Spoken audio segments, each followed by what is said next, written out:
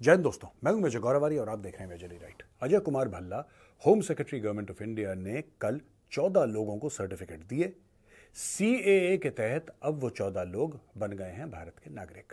दोस्तों, आपको पता ही है सीएए क्या है। आपको ये पता है कि पाकिस्तान, अफगानिस्तान, बांग्लादेश से जो भारत में शरणार्थी आए थे 2014 31 दिसंबर के पहले और तब से भारत में रह रहे हैं, उनको ये प्रावधान दिया गया है कि साहब आपको हम भारत का नागरिक बनाएंगे।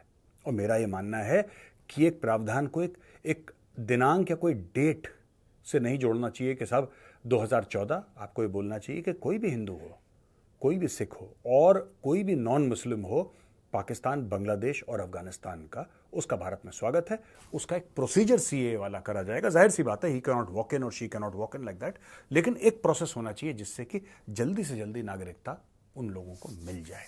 राइट, तो ये काम शुरू हो गया है। बहुत बड़ा काम है दोस्तों और इससे बहुत राहत मिलेगी। अब इसमें डिमांड्स आएंगी, चुनाव के बाद डिमांड्स आएंगी कि साहब इसको खोल दिया जाए। 2014 का जो आपने एक पड़ाव रख रखा है कि यार ये बैरियर जो जिसने क्रॉस कराए फिर वो नहीं आएगा, बैरियर से पहले वाले 2014 31 दिसंबर से पहले वालों को नागरिकता दी जाएगी, वो बात ठीक है। लेकिन मुझे लगता है कि 2024 क्यों नहीं, सिर्फ 14 ही क्यों। और जब भी कोई ऐसा हो वहां से आना चाहे, उसका स्वागत हमें करना चाहिए, मैं मानता हूं। अब काफ़ी लोग भारत में ना इसके ऑब्जेक्शन में खड़े हुए हैं दोस्तों। बहुत ज़रूरी है इसके बारे में बार बार बात करना, क्योंकि लोग भ्रम फैलाते हैं। लोग ये कहते हैं नहीं साहब ये तो बिल्कुल गलत है। आपको पता है शाहीन बाग में कई लोग ऐसे थे, उनको गुमराह करा गया। इसीलिए मैं कहता हूँ एजुकेशन इज इंपॉर्टेंट, पढ़ाई लिखाई इसलिए ज़रूरी है। पढ़े लिखे आदमी को गुमराह करना मुश्किल होता है। ऐसी बात नहीं कि पढ़ा लिखा आदमी गलत काम नहीं करता, साहब बिल्कुल भी नहीं है। बड़े बड़े नामी ग्रामी फ्रॉड, नामी ग्रामी चोर, नामी ग्रामी टेररिस्ट पढ़े लिखे लोग रह चुके हैं, तो मैं ये नहीं कह रहा। लेकिन हाँ, पढ़े लिखे आदमी को बेवकूफ़ बनाना मुश्किल होता है। उसको बेवकूफ़ आप, क्योंकि पढ़ सकता है, वो पढ़ सकता है। अब आप बेचारे गरीब किसानों को बोलेंगे फार्म लॉज, हाँ फार्म लॉज, उसको क्या समझ में आना है फार्म लॉज, उसने क्या पढ़ना है। उसको जो लीडर ने भड़का दिया, भड़क गया वो। इसी तरीके से शाहीन बाग में जो लोग बैठे थे और महीनों दर महीनों बैठे रहे शाहीन बाग में, क्यों? उनके मन में खौफ डाल दिया था, एक डर डाल दिया था। और डर क्या था? डर यह था कि सीए आ जाएगा तो तुम्हें देश से निकाल देंगे, और तुम मतलब मुसलमान। यानी कि सीए आ गया और देश से मुसलमानों को आउट कर दिया। ये स्टोरी थी शाहीन बाग की पूरी। और लोगों से पूछा साहब आप क्या समझते हैं इसके बारे में, तो उसने बोला साहब हम ये समझते हैं कि हमें देश से निकाल दिया जाएगा, हमारी नागरिकता छीन ली जाएगी। ये तो बड़ी अजीब सी बात है यार। किसके बाप में हिम्मत है यार कि कोई किसी से नागरिकता छीन ले? कोई नागरिकता कोई पॉलिटिकल पार्टी देती है नागरिकता? मुझे लॉजिक ही समझ में नहीं आया, लेकिन कई लोग आज की तारीख में भी कसम खाते हैं। अब ये जरूरी है, पॉइंट आज बताना आपको क्यों जरूरी है दोस्तों। इसलिए जरूरी है क्योंकि कल अजय कुमार भल्ला जी ने 14 लोगों को सिटीजनशिप के कागज दिए हैं। यानी कि सीए जो है ना, सीए किसी से छीनने का प्रावधान नहीं है, वो किसी को कुछ देने का प्रावधान है। आप समझ रहे हैं? सीए से नागरिकता दी जाती है, जैसे 14 लोगों को दी, नागरिकता छीनी नहीं जाती। तो ये बड़े बड़े जो क्रांतिकारी पत्रकार जो पहले टेलीविजन चैनल में काम करते थे, अब जाके अपना यूट्यूब चैनल चलाते हैं, विदेश से कुछ लोग यूरोप से आ रहे हैं, वो ये भ्रम फैलाने का काम करते हैं। लोग ये भ्रम फैलाते हैं और बार बार रोज एक बात रिपीट करते रहते हैं, इससे भ्रम फैलता है। मैं सीए को बहुत सपोर्ट करता हूं, मैं बहुत सपोर्ट करता हूं, ठीक है। और दोस्तों, बात हिंदुओं के, सिखों के, ईसाइयों के, बौद्ध के, जैन के, पारसियों के, इनके अधिकारों की भी बात है। अगर आप ये कह सकते हैं, और कई लोग कहते हैं भारत में कि जो रोहिंग्या मुसलमान हैं, रोहिंग्या मुसलमानों को भारत में बसने दिया जाए, they should be allowed to settle in India. क्यों? क्योंकि साहब उनके खिलाफ गलत हो रहा है। That is not a responsibility. भाई एक बात बताइए, मैं आपको छोटी सी बात बताता हूं, राइट। आज की तारीख में बांग्लादेशी आ रहे हैं, बांग्लादेशी गैर कानूनी तरीके से आ रहे हैं, बॉर्डर पार करते हैं, इधर आते हैं, रोक दिया जाता है, सबको नहीं रोक पाते, कुछ आते हैं, उनको आते ही बोलो ये आधार कार्ड है तुम्हारा, ये तुम्हारा पैन कार्ड है। आधार कार्ड पैन कार्ड के बिना पे वो लोग बनवा लेते हैं अपना पासपोर्ट और वो बन जाते हैं इंडियन सिटीजन। इसके लिए जरूरी है एनआरसी। ये फेज 2 है of the operation. Phase 1 CA हो गया दोस्तों, फेज मतलब जिसको कहते हैं फेज 1 अब कंप्लीट हो गया। और इसके पीछे कितनों ने हल्ला करा था। अमेरिका ने बोला था कि यार ये तो मुसलमानों के खिलाफ है, अमेरिका ने ऐसा बोला। मुझे तो समझ में नहीं आया कि ये लोग एक सिंपल सा कागज है, पढ़ नहीं सकते, छोटा सा कागज, एक छोटा सा कागज। फिर बोला कि नहीं साहब, आप मुसलमानों के खिलाफ इसलिए हैं क्योंकि आप मुसलमानों को भारत की नागरिकता नहीं दे रहे। ऐसा दोस्तों बिल्कुल भी नहीं है।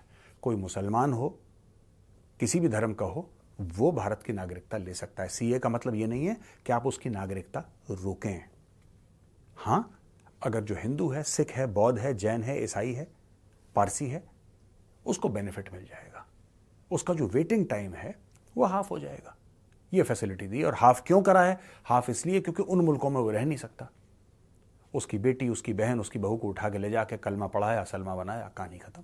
ये तो धंधा है ना वहां पे यार, धंधा है वहां पे, कर दिया। और वो क्या करेगा? अब दोस्तों जिंदगी भर तो इंतजार कर नहीं सकता। सरकार ने कदम उठाया, मैं इसका स्वागत करता हूं, पहली चीज है। अब क्या है कि कई लोग ये भी कहते हैं कि साहब ये भारत ने क्यों करा, ये तो बिल्कुल गलत है। जैसा मैंने के बताया कि ये भारत के मुसलमानों के खिलाफ है। अगर आप बाहर से बोल रहे हैं कि हिंदू आ जाओ, सिख आ जाओ, ईसाई आ जाओ, तो ये मुसलमानों के खिलाफ है। ये अमेरिका ने कई बार बोला है। दोस्तों मैं अमेरिका का पर्दाफाश कर दूं। अमेरिका में एक एक्ट है जिसको लॉटनबर्ग अमेंडमेंट कहते हैं। आपको पता है अमेरिका की जो ज्यादातर लोग हैं वो ईसाई हैं। अमेरिका अपने आप में एक सेक्युलर कंट्री है, लेकिन उनके नोटों पे लिखा है इन गॉड वी ट्रस्ट।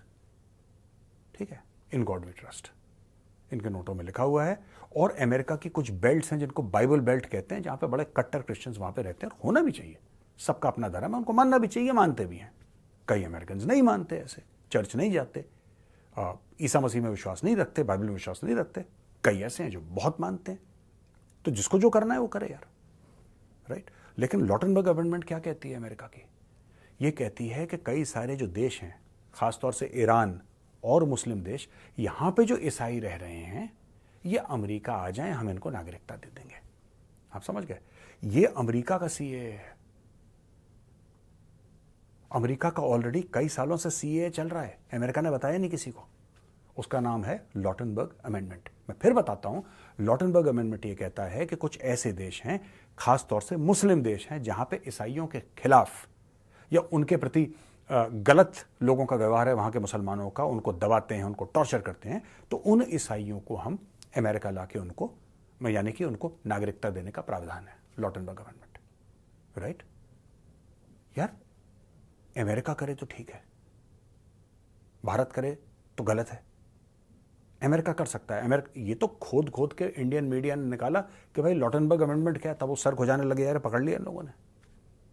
अब एक और चीज है, पाकिस्तान बड़ा उछल रहा है, इंडिया ने गलत करा, इंडिया ने गलत करा, सीए बिल्कुल गलत है। इमरान खान ने कितना बोला? इमरान खान ने यहां तक बोला कि भारत में सिविल वॉर हो जाएगा, गृह युद्ध हो जाएगा। इमरान खान ने पूरा कंडेम करा सीए को। आप देखिए इमरान खान के स्टेटमेंट्स। पर दोस्तों एक और बात मैं पूछना चाहता हूं। हर समय कहते हैं कि भारत में मुसलमानों को दबाया जा रहा है, खासतौर से पाकिस्तानी।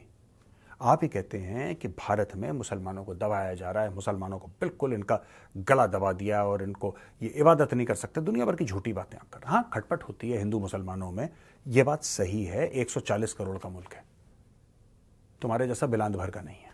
140 करोड़ का मुल्क है। यहाँ पे हिंदुओं के आपस में भी जो खटपट होती है, इतना बड़ा देश है, होगी यार। लेकिन पाकिस्तानियों का कहना है कि खास मुसलमानों के लिए इनको टॉर्चर करा जाता है, ये करा जाता है, वो करा जाता है। इंडिया को लगा कि हिंदुओं, सिखों, ईसाइयों को टॉर्चर करा जाता है, इंडिया ने सीए बनाया। मैं पाकिस्तान से कहता हूं कि तुम भारत के मुसलमानों के लिए अपना सीए क्यों नहीं बनाते? तुम्हें इतनी फिक्र है तो क्यों नहीं बनाते? तुम बुला लो भारत के मुसलमानों को। लेकिन तुम क्यों नहीं करते ये भी मैं बता देता हूं दोस्तों। बहुत जरूरी है जानना कि पाकिस्तान क्यों एक सीए टाइप का कानून नहीं बनाता और बोलता कि हम भारत के मुसलमानों को सिटीजनशिप दे रहे हैं पाकिस्तान की, आप यहां पे महफूज हैं, हम आपका ध्यान रखेंगे। कारण आपको पता है दोस्तों, सच्चाई यह है कि भारत का मुसलमान पाकिस्तान की तरफ देख के थूकना पसंद नहीं करता। भारत का मुसलमान पाकिस्तान की ओर देख के थूकना पसंद नहीं करता है, और यह बात पाकिस्तान को पता है। और मैं आपको प्रूफ देता हूं, ये सिर्फ डायलॉगबाजी नहीं है, मैं आपको प्रूफ दूंगा। 1965 की जब लड़ाई हुई थी तो 1965 में पाकिस्तान की यही प्लानिंग थी। पाकिस्तान ने पहले अटैक करा अखनूर में। इनके बच्चों को तो ये झूठ सिखाते हैं कि इंडिया ने अटैक करा। इंडिया ने अटैक नहीं करा था, पहला अटैक पाकिस्तान ने करा था ऑपरेशन जिब्राल्टर के तहत। पाकिस्तान ने अटैक करा और पाकिस्तान ने सीधा अखनूर के ऊपर चढ़ाई कर दी। रण ऑफ कच्छ में भी लड़ाई हुई और जगह लड़ाई हुई, वो अलग, वो सेपरेट मैटर है। ये पूरा पंजाब एरिया में ये सब, दैट्स अ सेपरेट मैटर। लेकिन मैं बात कर रहा हूं कि जब पाकिस्तान ने ऑपरेशन जिब्राल्टर करके अखनूर जम्मू कश्मीर में चढ़ाई कर दी, एम क्या था? एम ये था कि जैसी पाकिस्तानी फौज आएगी, जम्मू कश्मीर का मुसलमान, भारत का मुसलमान खड़ा हो जाएगा, पाकिस्तानी फौज के साथ शाना बशाना इंडियन आर्मी के खिलाफ लड़ेगा। एक मुसलमान खड़ा नहीं हुआ लड़ने के लिए, कहानी खत्म हो गई। ये फैक्ट है, आप जाके इंटरनेट पे चेक कर सकते हैं। जब इन्होंने कारगिल में करा अपना ये जो प्लान करा इन्होंने कारगिल में कि हम पीक्स को डोमिनेट करेंगे और पीक्स को पकड़ लेंगे पूरा कारगिल में, द्रास में, तब भी इनका यही प्लान था कि हम एक बार घुस गए, जम्मू और कश्मीर के अंदर घुस गए तो वहां का मुसलमान खड़ा हो जाएगा और हमारे साथ खड़ा हो जाएगा, कंधे से कंधा मिला के काफिरों के खिलाफ लड़ेगा। यहां से एक मुसलमान खड़ा नहीं हुआ। 1989 तकरीबन वो साल है जब पूरी तरीके से टेररिज्म कश्मीर में, उसके पहले छोटमोट होता था, पर 1989 के बाद पूरी तरीके से कश्मीर में आतंकवाद फैल गया। कई लोग गए, ज्वाइन करा, लोकल्स ने भी, पाकिस्तानियों ने भी, और वहां पे खून खराबा हुआ। मेरा एक छोटा सा सवाल है, और ये सवाल मैं पाकिस्तानियों से पूछना चाहता हूं। भारत, पूरा भारत, नीचे केरल है, ठीक है, ऊपर आपका लद्दाख है, एक तरफ आपका गुजरात है, एक तरफ का नागालैंड मणिपुर है, और भारत में करीब 18-20 करोड़ मुसलमान होंगे। मैं मोटा मोटी फिगर बता रहा हूं, 18-20 तो होंगे ही होंगे। कितने पहुंच गए कश्मीर में जिहाद लड़ने के लिए अपनी फौज के खिलाफ? आप जरा कोई डेटा पे बात करेंगे। मैं I don't talk on emotions, मैं डेटा पे बात करने वाला आदमी हूं। मैं आपसे जानना चाहता हूं पाकिस्तानियों, कितने भारतीय मुसलमान पहुंच गए अपनी खुद की फौज के खिलाफ लड़ने के लिए? सोचना, कभी जवाब देना।